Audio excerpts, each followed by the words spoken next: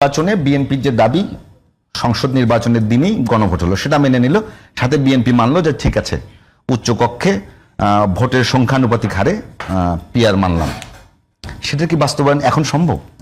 BNP মানছে না, না, পত্রিকা আসছে, আমরা একটা মানে একবার পত্রিকার বিষয়, যেহেতু এটা নিয়ে অনেক আলোচনা। শোনেন আমি বলি আপনাকে, আপনি যেটা বলছেন পত্রিকা যেটা আসছে এটি আসলে মূল ঘটনা আমি মনে করি, আমার ধারণা। আমি তো বিএনপিও করি না, জামাতও করি না, কাজে এটা আমি বলতে পারবো না। তবে আমি যেটা মনে করি মূল বাধাটা এখানেই। জামাতও জানে যে আগে গণভোটের কি ঝামেলাটা ভালোভাবেই জানে, তারপরে তারা ফাইট করছে এই কারণে যে যতদিন পর্যন্ত এই গণভোটের ব্যাপারটা ফয়সালা না হবে ততদিন পর্যন্ত নির্বাচন বিলম্বিত হবে। আবার নির্বাচন বিলম্বিত হলে বিএনপি মনে করে যে নির্বাচন বিলম্বিত হলে তার লস হবে, এটা বিএনপি মনে করে। কেন মনে করে এটা বিএনপি জানে, জামাতও জানে। কাজে ওইখানে হলো একটা বিষয়। এখন মজার ব্যাপারটা হলো জামাত যে জিনিসটা বিএনপির কাছ থেকে চায়, বার্গেনিং এর যে জায়গাটা, সেটা আপনি যেটা বললেন ওইটাই, যে তারা উচ্চ কক্ষে পিয়ারটা চাচ্ছে, ভোটের সংখ্যানুপাতিক। বিএনপি যেটা চাচ্ছে পিয়ার, ওইটা আসলে পিয়ার না রে ভাই। হ্যাঁ এটা ঠিক আছে, এটা পিয়ারই বলা যাবে, কিন্তু আসলে পিয়ারের যে মূল থিমটা তার সঙ্গে ওটার কোনো সঙ্গতি নাই। ওটা তো তাহলে তো বলা যায় আমাদের এখানে সংসদে পিয়ার আছে, মহিলা সংসদ নির্বাচন পিয়ারের মাধ্যমে হয় কি আসলে? হয় না তো। এটা হলো গোজামিলের পিয়ার, এটা ভাই আলাপ করে তো লাভ নাই। এখন জামাত যেটা চাচ্ছে উচ্চ কক্ষে পেয়ে, এটাকে জামাত না অনেক দলই চাচ্ছে। এটা চাচ্ছে না হলো বিএনপি, এনডিএম আর তাদের একটা জোট আছে, ওই এই জাতীয়তাবাদী কি জোট আছে, এরা এই সমমনা জোট, এই কটা ছাড়া আর সবাই চায় পিয়ার। এবং আমি নিজেও ব্যক্তিগতভাবে একজন ভোটার হিসাবে আমি নিজেও মনে করি যে উচ্চ কক্ষে সারা দেশের প্রাপ্ত ভোটের সংখ্যানুপাতেই নির্বাচন হওয়া উচিত, এটা আমি মনে করি। তাহলে হতো কি, তাহলে পিয়ারের যে মূল ব্যাপারটা, পিয়ার জিনিসটা কি, এই সুফলটা কিন্তু এখানে আসতো। মানে একটা জিনিস মনে করেন আপনি, একটা দল সারা দেশে 3% ভোট পাইছে, 3% ভোট পাইছে, কিন্তু সে একটাও আসনে জিতে নাই। এটা কিন্তু সম্ভব।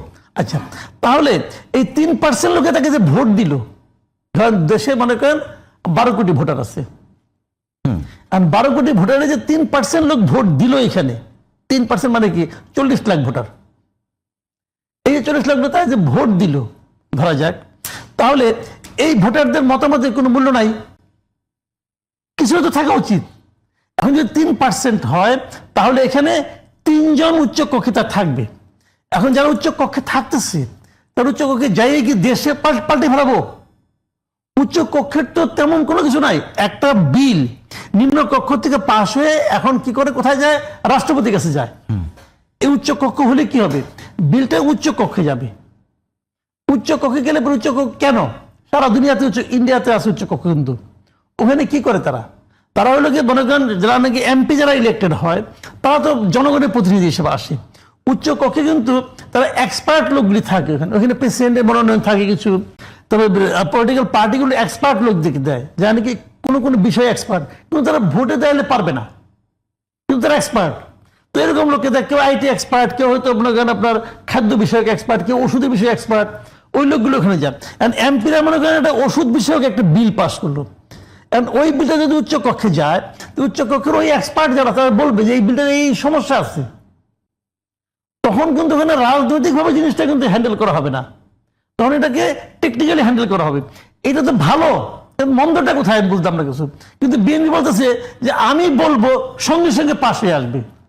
আগে একটা ঘর থেকে পাশ হয়ে আসতো, এখন 2টা ঘর থেকে পাশ হয়ে আসবে, কিন্তু আমি যা বলবো ওইটি হবে। এটা তো ভাই এক ধরনের মনোজগতে স্বৈরাচারী মনোভাব। মেন্টালি দে আর অটোক্রেটিক, মেন্টালি না মাসুদ ভাই, আমি যেটা বলছিলাম আমাদের এই আলোচনাগুলো হয়েছে, আমি চাচ্ছি যদি এখন এটা একেবারে যদি বলেন যে মানে এটা কোনো বাস্তব ভিত্তি এখন পর্যন্ত নাই, যদি মেনেই নেয় তাহলে কি এই মানে পিয়ার পদ্ধতি যেটা উচ্চ কক্ষে সেটা কি এখন বাস্তবায়ন সম্ভব? নেক্সট মানে এই ইলেকশনে কেন সম্ভব না? সেটা কিভাবে, সেটা বলছিলাম। ওই তো ভোট হবে, ভোট হলে তো মনে করেন ধরা যাক বিএনপি 180টা আসন পেলাম, আমি ওটা সংবিধানে নাই এখন এই মুহূর্তে, সেটাকে আদেশ ভাই সংবিধান তো। আমি এই জায়গাটায় মনে হয় পরিষ্কার করে দিই, আপনার প্রশ্নটা এখন পরিষ্কার। এই জুলাই সনদ বা জুলাই ঐকমত্য কমিশনের যে প্রস্তাব সুপারিশ, সেখানে এটা একদম পরিষ্কার করে বলে দেওয়া আছে যে আগামী সংসদ নির্বাচনের পর এই যে গণভোটে যদি নির্বাচিত হয়, তাহলে যেই সংস্কার প্রস্তাবগুলি সংসদে যাবে সেই সংস্কার প্রস্তাবগুলি একটা সুনির্দিষ্ট সময় বেঁধে দেওয়া হয়েছে, এর মধ্যে শেষ করতে হবে। এই সুনির্দিষ্ট সময়ে অর্থাৎ 270 দিন যেটা প্রস্তাব দেওয়া হয়েছে, এর মধ্যে শেষ হওয়ার পরের 45 দিনের মধ্যে উচ্চ কক্ষের নির্বাচনটা করতে হবে। সুতরাং আগামী নির্বাচনেও যদি আপনার যেটা প্রশ্ন, আগামী নির্বাচনেও যদি আমার আপার হাউসের প্রশ্নটা আসে, পিআর হোক আর পিআর না হোক, যেভাবেই আসে, আপার হাউস সিস্টেমটাকেই তো ইন্ট্রোডিউস করতে হবে। তো সেটা যদি ইন্ট্রোডিউস হয়, সেটা হচ্ছে প্রথম 270 দিন যাবে এটা পাশ করা নিয়ে, তারপরের 45 দিনের মধ্যে দলগুলি তার প্রার্থী তালিকা দিবে এবং সেটা তারা তাদের উচ্চকক্ষে পাঠাবে। এটা হচ্ছে বাস্তবায়নের পদ্ধতি। বিএনপি স্থায়ী কমিটির সদস্য খন্দকার মোশাররফ আজকে একটা অভিযোগ করেছেন যে জুলাই সনদের বাইরে কোনো ধরনের সিদ্ধান্ত গেলে তা মানবে না বিএনপি, এবং সরকারের উপদেষ্টারা একেবারে অভিযোগ করে বলেছেন যে উপদেষ্টা বিচ্ছিন্নভাবে বিভিন্ন কথা বলছেন, যেটা আসলে নির্বাচনকে খুব বেশি দিচ্ছে না আর কি। দেখুন, এটার সঙ্গে তো আমার বক্তব্যের সঙ্গে কোনো দ্বিমত নেই, কারণে যে জুলাই সনদ নিয়েই তো গণভোটে যাবে, সেই গণভোটটা জুলাই সনদকেই তো রেটিফাই করার ব্যাপার। হ্যাঁ, তো সেটার বাইরে কিছু গিয়ে মানামানির কোনো বিষয় নেই, আমরা জুলাই সনদের মধ্যেই থাকতে চাই। না, অভিযোগ করছে যে সরকার জুলাই সনদের বাইরে যেতে যাচ্ছে, যেগুলো আমাদের ঐকমত্য কমিশন এখন পর্যন্ত যা দিয়েছে তার সুপারিশ, সরকার এখনো কোথাও যায়নি। এই যে ওনার কনসার্ন, এটা সরকার শুনলো। জুলাই সনদের বাইরে গিয়ে নিশ্চয়ই কারণ বাজারের কোনো ইস্যু এখানে আসবে। উপদেষ্টাদের মধ্যে সমন্বয়হীনতা আছে। উপদেষ্টাদের মধ্যে সমন্বয়হীনতা এটা খুবই ভেগ টার্ম। হ্যাঁ, উপদেষ্টাদের সব বিষয়ে সবার সমন্বয়ের কোনো প্রয়োজন নেই। ধরুন জুলাই সনদ বাস্তবায়নের যে মাসুদ ভাই ধরেন পিআর ও আপার হাউস পিআর নিয়ে যে ইস্যুটা বললেন, এক একজন এক এক বিষয়ে এক্সপার্ট, এক একজন এক এক বিষয়ে ফলো করে।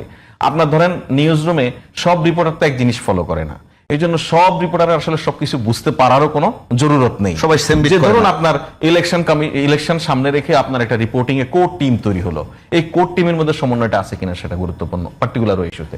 সুতরাং আমার একটা যখন সুনির্দিষ্ট কাজ নিয়ে আমরা এগোচ্ছি, তার কাজটা যারা করছে তাদের মধ্যে সমন্বয়ের ঘাটতি না থাকলে হলো।